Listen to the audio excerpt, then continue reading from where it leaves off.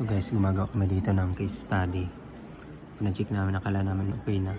Kasi pinabuyatan namin yun eh. Nag-overnight nag-bodle fight kami, nag-overnight kami. Tapos pina-check namin, may mga mali, tapos kulang yung mga dagdagan. Ito, chine-check namin.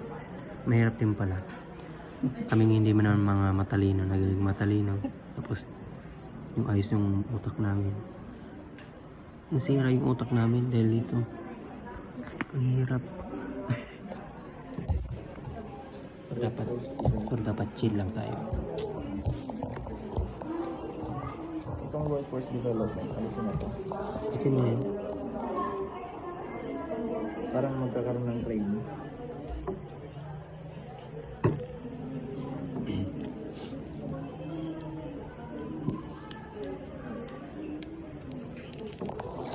masyado tayong pinapahirapan dito.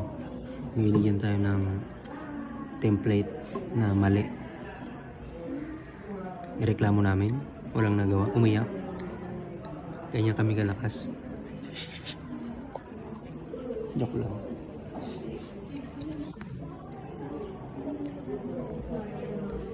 So, wala naman kwenta pa lang. Nugget differentiation.